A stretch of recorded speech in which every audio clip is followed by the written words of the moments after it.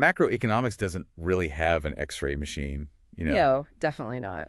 But I was thinking, if it did, the diagnostic scans we're looking at today would just baffle absolutely any doctor who looked at them. Oh, completely. Because usually when you're diagnosing a problem, whether it's, I don't know, a broken arm or a struggling company, the data points in one clear direction. Right. It's binary. Like the bone is fractured or it isn't, the profit margin is up or it's down. Exactly. And it's comforting when the data aligns perfectly like that.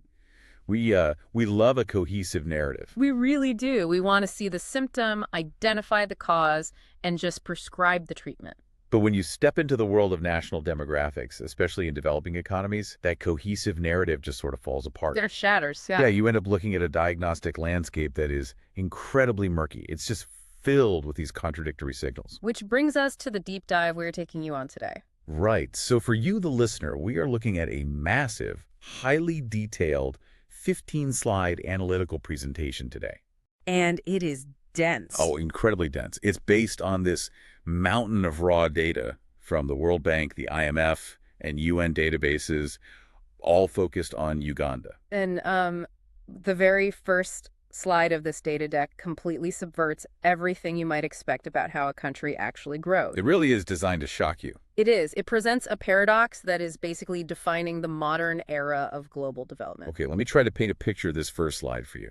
It's this stark, minimalist white background. Very clean. Yeah, very clean.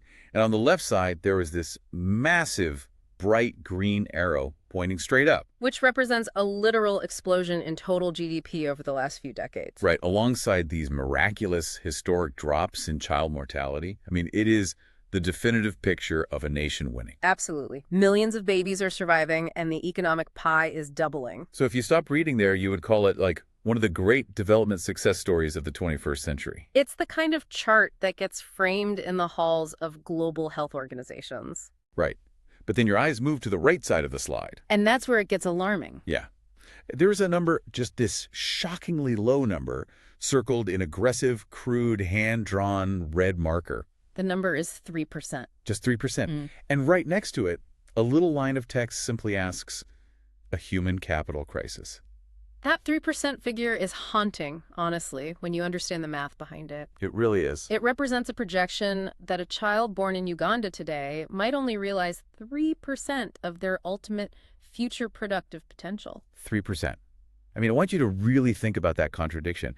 We are looking at a country that has successfully conquered early death. A country that has literally figured out how to keep its most vulnerable citizens alive against staggering odds. But at the exact same time, the data suggests it might be, well, accidentally throwing away their future. Exactly. How do you survive the disease but lose the future? Right. How do you reconcile that massive green arrow of survival with that terrifying red circle of lost potential? Well, to bridge the gap between those two extremes, the researchers who compiled this data introduce a brilliant visual metaphor on the second slide. The funnel model. Yes, the funnel model. And it maps perfectly onto the economic and biological realities of the nation. I'm a huge fan of mental models. Let's build this one out. Okay, so imagine a massive, wide-mouthed funnel, but instead of pointing down, it's lying on its side. Okay, got it. The wide opening at the very top represents the macroeconomic base of the country. So the explosive overall economic growth and the booming, rapidly expanding population. Exactly. It's an immense volume of human energy and financial capital just pouring into the system. So the top of the funnel is wide open, catching all this demographic and economic momentum. Right. Then, as we move through the funnel, we hit the middle section. The walls narrow slightly, but the flow is still incredibly strong. And this middle section represents basic biological survival, right? Yes. It represents the top-down health interventions that are allowing that massive population entering the top of the funnel to actually survive childhood. They are crossing the biological finish line of infancy. But, you know, a funnel eventually has to taper. And that brings us to the bottom. And here is where the paradox locks into place. The bottom of the funnel severely, almost violently chokes off. It tapers down to a tiny, restrictive drip. Yeah. And the walls of this choke point aren't made of plastic or metal. They are constructed out of two very specific systemic failures. Severely low education quality and cripplingly high out-of-pocket medical costs. Precisely. So you have this incredible scenario where millions of people are pouring into the top, they're surviving the middle, but they get entirely bottlenecked at the bottom. And what drips out of the very end of this funnel? A severely restricted human capital index. Exactly. That's where we get that terrifying 3% concept. Wow. So the core narrative we're going to unpack today is that Uganda is trapped in this highly critical window. They have decisively won the battle for physical survival, Right. but they are hitting a reinforced concrete wall when it comes to translating that biological survival into high-value economic productivity. Now, before we dive into the deep end of these numbers, I think it's crucial to frame how we're approaching this. Definitely. Because when you look at data involving poverty, healthcare failures, structural economic traps, it is very easy to want to assign political blame. It happens all the time. But our goal today is to look strictly at the mechanics of the data itself. The World Bank and IMF numbers map out a mathematical and structural reality that completely transcends left-right politics. We are just objectively unpacking the mechanisms of this paradox, the how and the why. Exactly. So you can understand the forces at play without any partisan filter. Because the numbers tell a profound story all on their own. Our job is just to translate the underlying logic of that story. All right, let's start by analyzing the very foundation of that funnel, the wide opening. The macroeconomic base. Right. We need to ask a fundamental question. How can an economy look so incredibly successful on paper? You know, that big green arrow of GDP growth on slide 3, but still fail to lift its people up in a structural, permanent way. Well, if we isolate the World Bank macro data provided in the presentation, the first trend is absolutely undeniable. Right. Total GDP is way up. Yeah. Uganda's total gross domestic product, measured in current US dollars, has climbed immensely over the last 3 decades. The total economic pie within the nation's borders is undeniably bigger. The wealth is there. The green arrow is a mathematical fact. It is a fact, but it is a fact that hides a much more volatile reality. Oh, the per capita data. Exactly. The researchers overlay a second metric on top of that smooth, upward climbing total GDP curve. They overlay the per capita GDP growth rate. And the moment you look at the wealth per person, the picture changes from a smooth ascent into, like, violent turbulence. The line graph for per capita GDP growth in the sources looks like a seismograph during a major earthquake. It's incredibly erratic. You have years where the growth rate spikes up into positive territory, and then it immediately plunges down into the negative. It oscillates violently. And that oscillation is the classic telltale signature of extreme structural vulnerability. Okay, let's explore the mechanism there. Why does the average person's slice of the pie shrink and grow so unpredictably, even when the overall bakery is producing more pie every year? Because of what the economy is actually built on. When you see per capita volatility like this in a developing nation, it usually means the economy is hypersensitive to external shocks. Like commodity prices. Exactly. If a nation's wealth relies heavily on raw commodities, say, exporting coffee or raw minerals, then a slight dip in global market prices will wipe out a year's worth of per capita gains overnight. Or the weather, right. Even more critically, yes, if the economy is entirely dependent on the weather, a single season of drought or unpredictable rainfall acts as a massive economic contraction. Which brings us directly to where the people are actually working. And this is one of the most stunning visuals in the entire deck on slide 4. Ah, the dumbbell chart. Yes, the dumbbell chart. It illustrates what economists refer to as the productivity scissors gap. The numbers on this dumbbell chart are staggering, and they explain the volatility perfectly. According to the data, roughly 60 to 70% of Uganda's entire workforce is employed in agriculture. Let's pause on that. 6 to 7 out of every 10 working adults in the entire country wake up every day and work the land. But then you look at the other side of the dumbbell.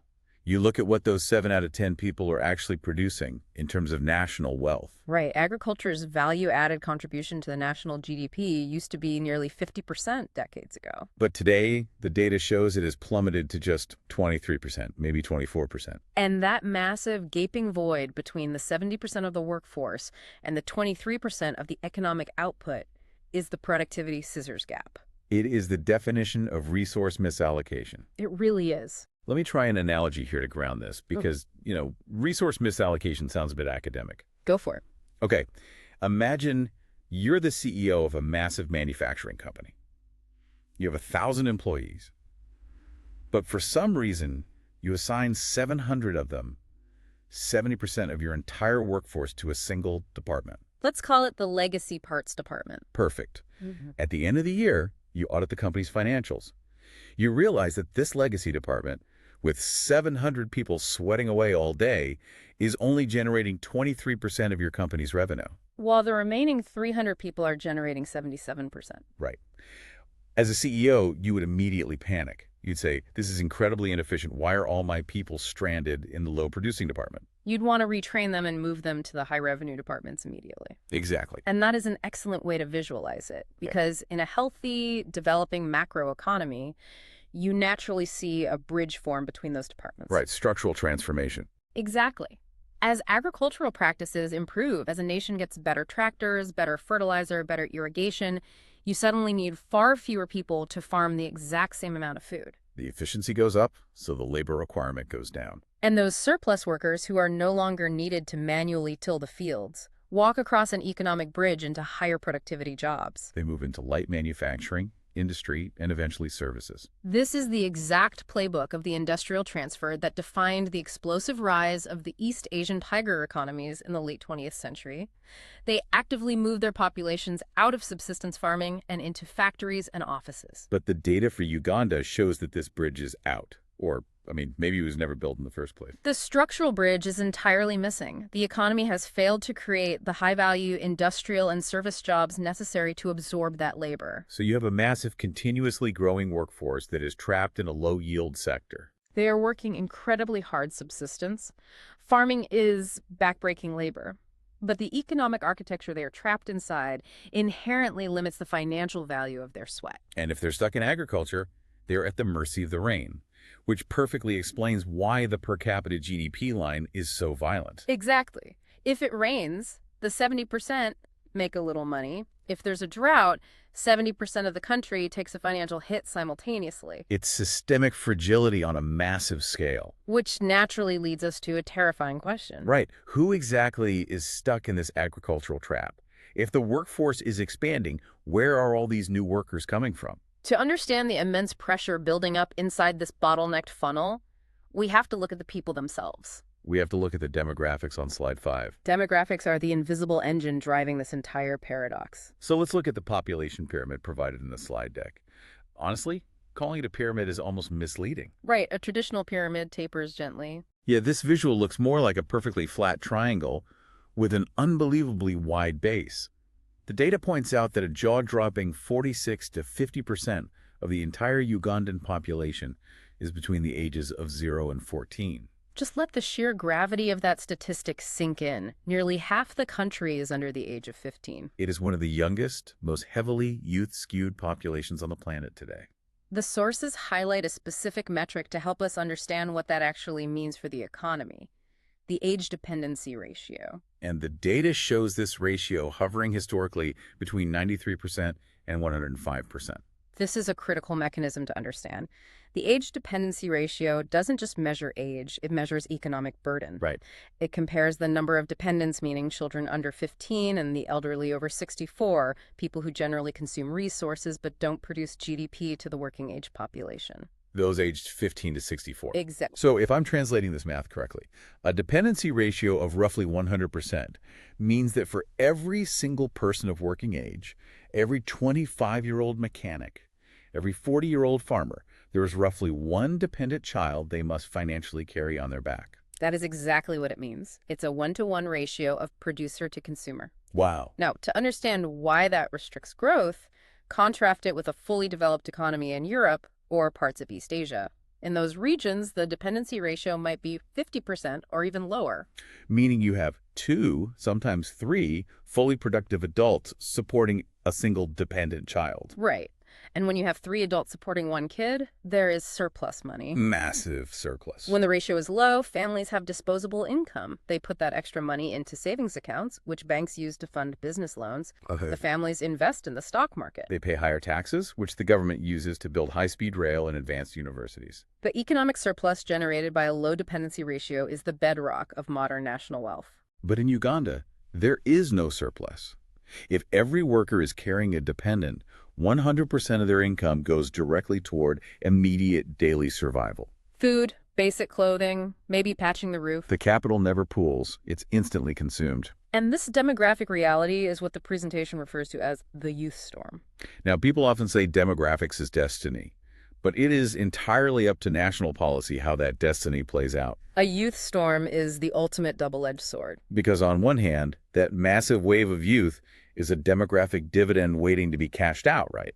Absolutely. If a government can capture that youth storm, if they can properly educate those millions of children and, crucially, plug them into high-value jobs as they age into the workforce, you get an economic boom that can reshape an entire continent. When that wide base of 14-year-olds turns into 25-year-old software engineers and advanced manufacturing workers, the GDP explodes. But that requires the bridge we talked about, and we already established the bridge is out. So what happens when the youth storm hits an economy that is 70% agriculture? If it is unmanaged, the demographic dividend mutates into a ticking time bomb. It becomes a crushing, suffocating weight. Yes, on the nation's health systems, its electrical grid, its education infrastructure, and its labor market. You have millions of young people entering the workforce every single year. If there are no modern jobs for them, they just get pushed into the already overcrowded, low-yield agricultural sector, further diluting the per capita wealth. The clock is ticking right now. They have a very narrow window to turn these dependents into producers before the system buckles under the sheer volume of human need. But to truly grasp the scale of this youth storm, to understand why the base of that pyramid is so unbelievably wide in the first place, we have to acknowledge an absolute, undeniable triumph. We have to look at the middle of our funnel. We have to look at how they cross the survival line. You know, when we dig into macroeconomic traps, it is very easy to get bogged down in the bleakness of the structural challenges. It really is. But the data on slide 6 represents one of the greatest biological achievements of modern humanity. I'm looking at the stair-step chart for infant mortality. It is a remarkable data set. If you look back at the World Bank data from the 1980s and early 90s, infant mortality in Uganda was at a terrifying historical high.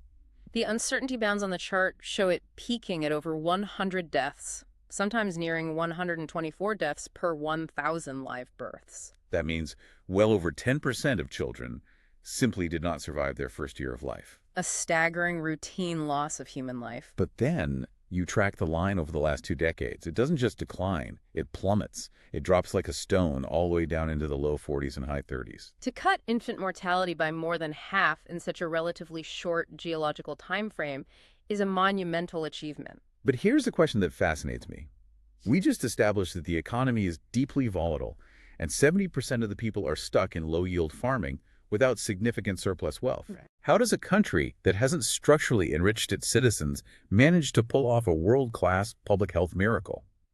Usually we assume health wealth follows economic wealth. That is the traditional assumption, yes. You assume a country gets rich, they build state-of-the-art hospitals in every rural village, and then the babies stop dying. What the data shows here is that the mechanism of success was entirely different. It wasn't organic, bottom-up economic wealth trickling down into the health sector. It was top-down, highly targeted, and fiercely vertical public health interventions. Vertical meaning they targeted specific diseases rather than trying to fix the whole healthcare system at once. Exactly. It was a combination of massive international aid, global health partnerships, and relentless government campaigns. They didn't wait to build a perfect hospital system. Instead, they rolled out massive, ubiquitous vaccination campaigns. And crucially, the widespread distribution and enforcement of insecticide-treated bed nets to fight malaria. Malaria used to be an absolute reaper of infants in the region. By attacking the specific biological vectors of early mortality with cheap, standardized, highly scalable tools, they completely bypassed the economic bottleneck. They decoupled survival from personal wealth. A family didn't need to be rich to sleep under a mosquito net. Precisely. They engineered a biological triumph without needing an economic transformation first. And it wasn't just infant mortality. The sources highlight a second, equally impressive miracle on slide 7, the control of a lethal epidemic. The dual-line chart tracking HIV/AIDS. Yeah, the data on this is incredibly poignant, especially when you look at the youth demographic. Right. If we focus specifically on the 15 to 24-year-old bracket, The incidence rate, which the data defines as the number of new infections per 1,000 uninfected people, was terrifying in the late 90s and early 2000s. The plausible upper bounds in the data show it hitting highs of 8.3 and even over 11 in broader demographic cuts. It was an epidemic that was systematically hollowing out an entire generation of future workers and parents. But then, much like the infant mortality chart, the line breaks downward. Through aggressive public health messaging, deep behavioral campaigns, and eventually the mass rollout of antiretroviral therapies, that incidence rate for the 15 to 24 demographic plummeted. The most recent data shows it dropping down to 1.4, even as low as 1.2 in recent years. So, if we synthesize these two health miracles, what the nation successfully did was defend the basic quantity of life. They crossed the biological survival line. They secured the baseline existence of their future labor force. The infants are surviving the mosquitoes, and the young adults are surviving the epidemic. And this brings us right back to the architecture of our funnel. Yes, the top of the funnel is wide because the birth rates are high. The middle of the funnel is wide because the government and international community successfully stopped the dying. The youth storm exists because the top-down survival interventions worked brilliantly. But this is precisely where the narrative begins to warp and where we hit the choke point of the funnel. Because crossing the survival line is not the same thing as achieving health security. Which transitions us into the hidden crisis of the data deck on slide 8.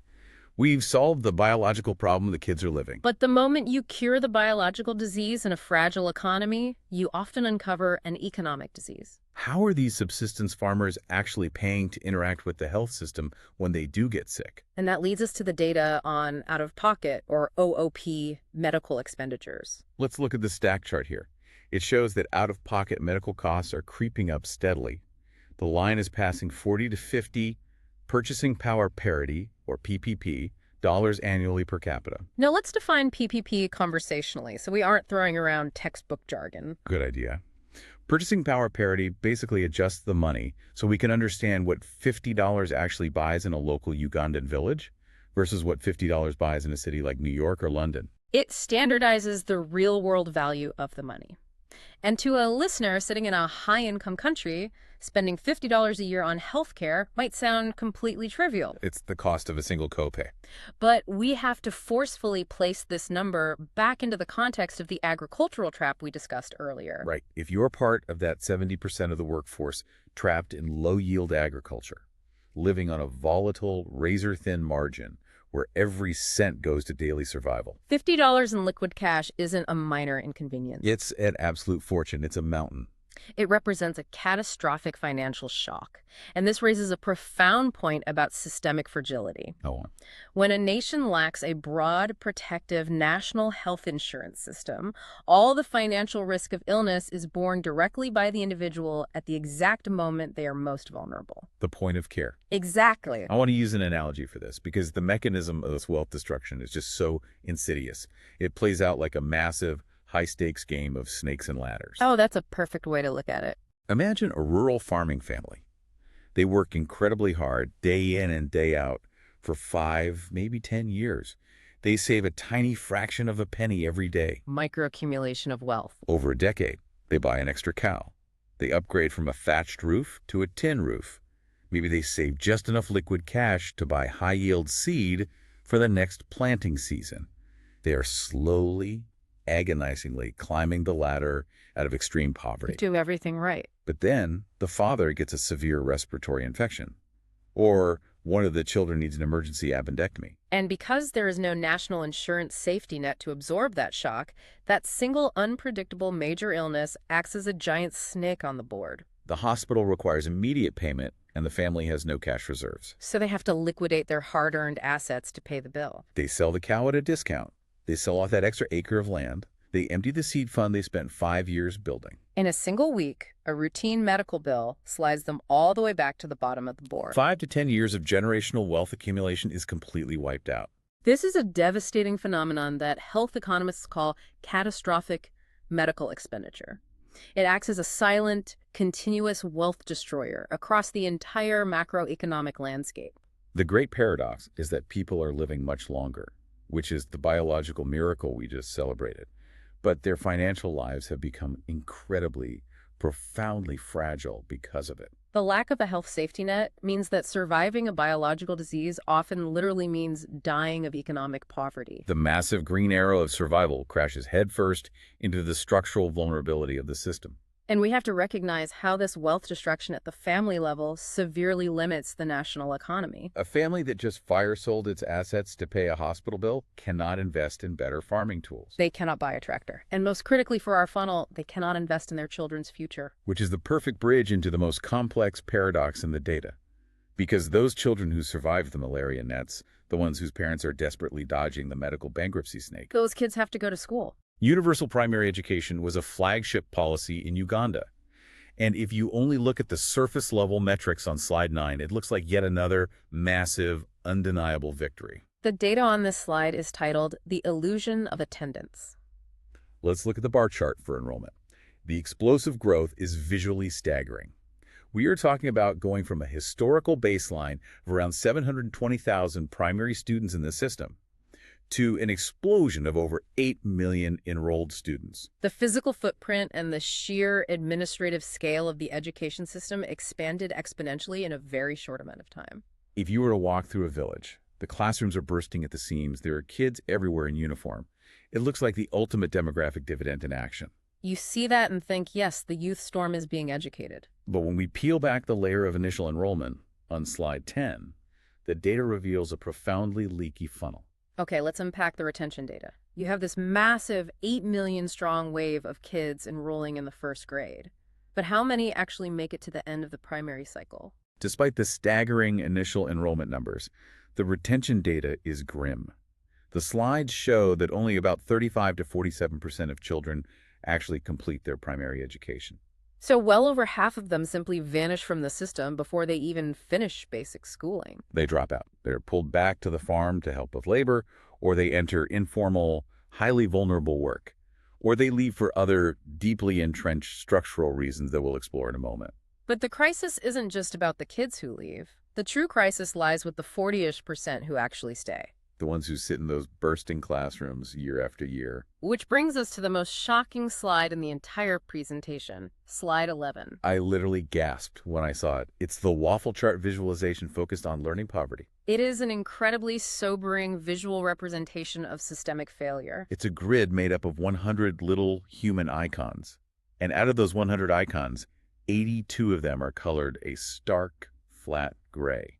Just 18 are brightly colored. That massive gray block represents the learning poverty crisis. The data explicitly states that over 80% of children at primary graduation age kids who have theoretically been sitting in a classroom for years cannot read or understand a simple text appropriate for their age.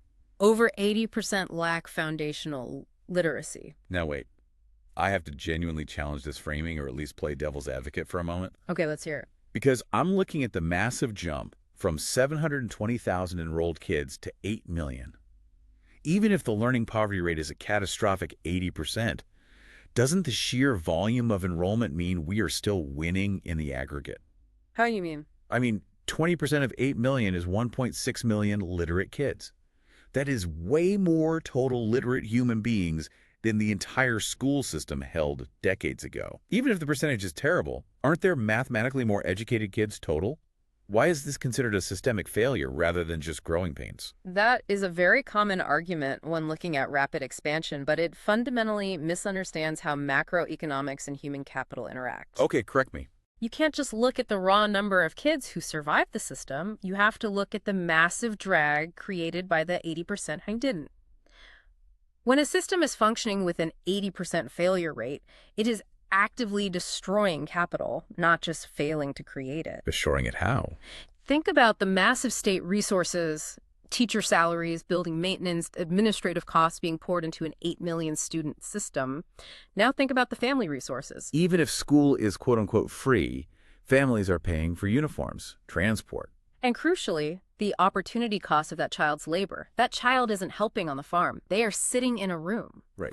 If 8 out of 10 of those kids spend 6 years draining state and family resources and exit without the ability to read a basic sentence, the system has generated a massive negative return on investment. I see. So it's not just that they didn't learn, it's that the country spent its incredibly scarce wealth to achieve nothing. Exactly. Economists use a very specific, somewhat bleak term when education systems fail this fundamentally. Yeah. They call it warehousing. Warehousing. This system is no longer an engine of human capital. It is merely warehousing children. It is entirely failing to convert time into capital. But how does a failure of that magnitude actually happen on the ground? How do you build a school, put a teacher in it, put kids in it every day for years, and literally no learning happens? What is the physical mechanism of that failure?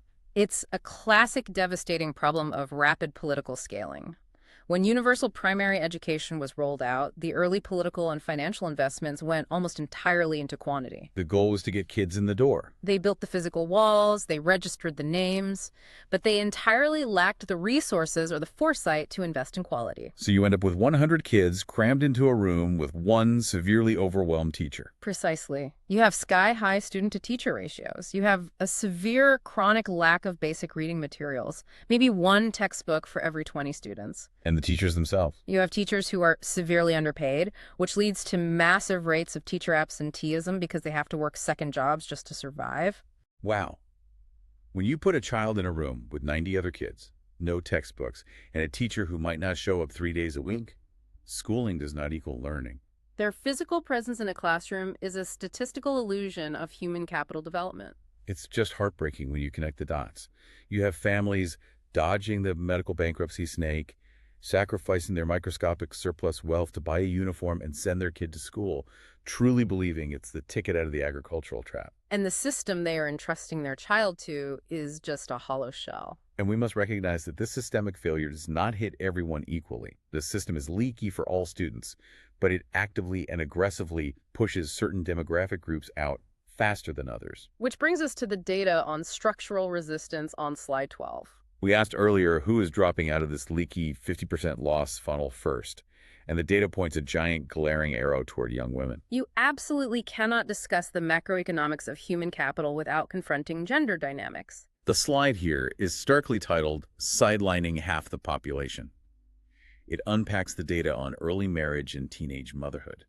Specifically, the data shows incredibly high rates of young women aged 15 to 19 who are already pregnant or have given birth. We are talking about a highly significant percentage of adolescent girls whose formal education is abruptly and permanently terminated by early motherhood. The bottom of the funnel just violently shuts completely for them. It shuts completely. And if we look at the labor market data provided by the International Labor Organization in our sources, we can track exactly where these young women end up after they are pushed out of the funnel. They don't just disappear from the economy. They are absorbed into the most precarious, invisible parts of it.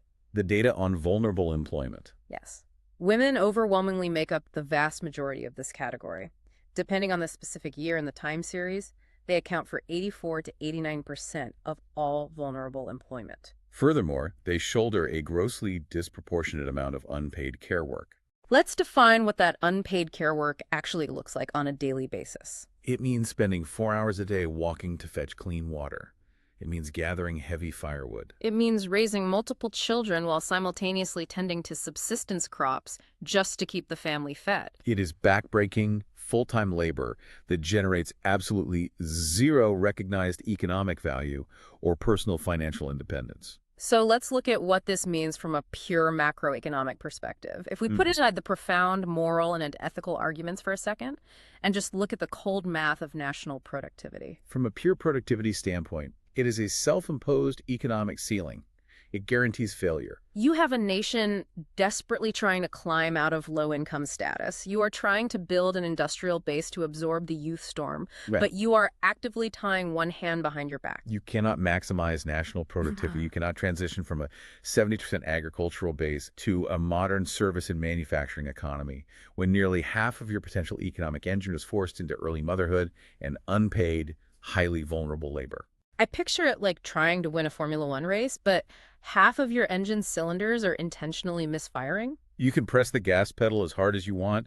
You can have all the GDP growth in the world, but the structural roadblock baked into the gender dynamics means you will never reach escape velocity. That's exactly it. The human capital exists, but the social and economic structure actively prevents it from being deployed efficiently.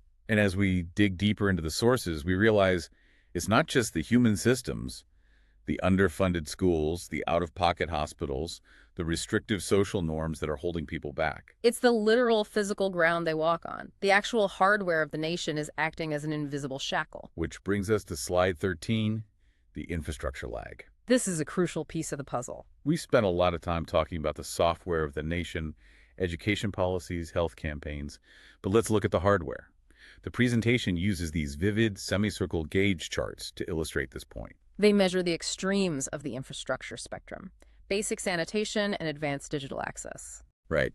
And the sanitation gauge is jarring to see next to data about digital access. A highly significant portion of the population still lacks basic, safe sanitation. The data specifically points out that reliance on open defecation is still a major, widespread issue in rural areas. And then you look at the other gauge, which tracks broadband internet and modern electricity grids. The data shows these modern necessities are intensely localized. If you are in a major urban center like the capital, you are plugged into the 21st century. But if you are in the rural areas where that 70% agricultural workforce actually lives, you are entirely in the dark, both literally and digitally. Now, a listener listening to this might logically ask, wait, we are deep diving into macroeconomics, GDP volatility, and education retention. Why are we suddenly talking about rural toilets? Right. Why does open defecation matter to the gross domestic product? Because the biological reality of poor sanitation directly, physically sabotages human capital. Let's connect the biological dots to the economic outcome. Okay, let's do it. Poor sanitation and unsafe drinking water lead to chronic, repeated intestinal diseases in young children. Repeated bouts of severe diarrhea and parasites lead to a condition of severe malnutrition. Even if the child is eating enough calories, their body literally can't absorb the nutrients because their gut lining is compromised. Exactly. The food passes right through them. And chronic malabsorption of nutrients in the first 1,000 days of life leads to a devastating biological condition called stunting. Stunting isn't just about being short for your age, is it? No, it means the brain literally, physically does not develop to its full neurological capacity. The neural pathways required for complex problem solving simply do not form. Wow. Okay, so think back to that child sitting in the warehouse classroom of 90 kids with no books. The 80% learning poverty statistic. Yes. If that child is also suffering from neurological stunting caused by early childhood waterborne diseases, their brain is physically, biologically less capable of absorbing the education they are already failing to get. The lack of a physical toilet in their village directly permanently limits their lifelong cognitive ability. Biological roadblock perfectly reinforces the educational roadblock. You cannot separate the physical infrastructure from the cognitive outcome. And then you look at the other end of the infrastructure spectrum, the digital divide. It locks them out of the modern solution. Let's say a young person does manage to survive the malaria nets. They dodge the medical bankruptcy snake. They manage to stay in the leaky school system. They beat the 80% learning poverty odds and actually learn to read and write well. They do everything right. But if they live in a rural area with no reliable electricity or broadband internet, they are completely cut off from the global digital economy. They cannot participate in the high-value remote work, the coding, or the tech services that are allowing youth in other developing nations to completely leapfrog the traditional industrial age. They are stranded on an analog island in the digital ocean. So the physical infrastructure, from the fundamental lack of a toilet to the absence of a cell tower, is the physical manifestation of the funnel choking off at the bottom. Okay, let's take a breath and look at all the moving parts we've assembled from this data deck. We've looked at the erratic, shock-prone macroeconomic pie, the 70% trapped in low-yield agriculture, The immense youth storm of dependency, the absolute historic miracle of stopping babies from dying, the quiet nightmare of medical bankruptcy, the illusion of crowded but failing warehouse schools, the sidelining of half the population's potential, and the physical shackles of bad water and no internet. It is a profoundly complex, deeply interrelated web of cause and effect. So how do the economists at the World Bank actually score a nation's future when they throw all of these chaotic variables into a blender? They use a metric called the Human Capital Index, or the HCI. This is the dramatic centerpiece of the entire data presentation on slide 14, and it circles us all the way back to the hook we started with, the very first slide. That big, aggressive red circle with the 3% inside it. The HCI is a composite metric. It is explicitly designed to measure the amount of human capital that a child born today can theoretically expect to attain by the time they reach age 18, given the exact risks of poor health and poor education that prevail in the specific country where they live. And the big number revealed on this slide is approximately 0.3. The slide aggressively highlights that for the most vulnerable populations, this cascades into a future productivity potential of just 3%. Walk us through the mechanism of this math, because it sounds incredibly confusing. How on earth do we get from miraculous infant survival to a terrifying 0.3 score? It is actually a chillingly simple mathematical equation when you look at how the factors compound. Think of it as multiplying fractions, not adding them together. Okay, multiplying fractions, I'm with you. Step 1 of the equation, survival rate. Because of the massive health miracles we discussed, the bed nets, the vaccines, this fraction is actually quite high. Let's say it's 0.9. 90% of kids survive infancy. That's a huge win. That's the big green arrow from the first slide. Right. Step 2. Expected years of school, also very high, thanks to the universal primary education rollout. Let's say a child is expected to get 10 years of schooling. So we have 0.9 survival multiplied by a high number of school years. The math is still looking great. But here is where the bottom falls out of the equation. Step 3. Learning adjusted years of school.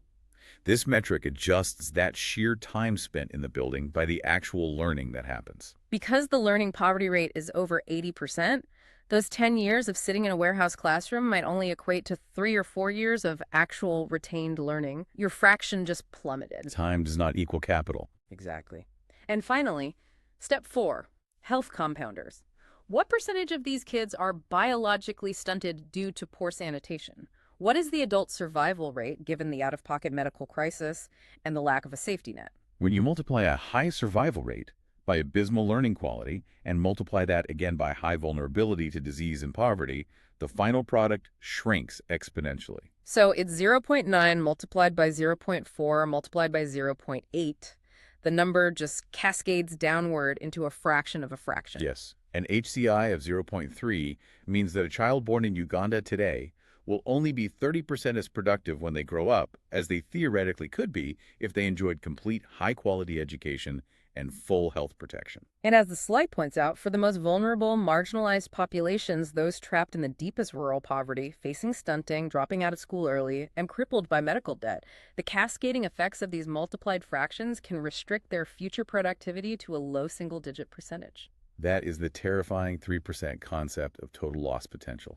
It's just pure, vaporized human potential. The massive gap between 30% and 100% is the story of millions of minds that will never cure a disease, they will never start a tech company, they will never invent a better agricultural tool, and they will never build generational wealth for their families. And it's not because they lack the innate ability, but simply because the systems around them failed to physically nourish their brains and protect their wallets. It is the ultimate defining tragedy of the funnel.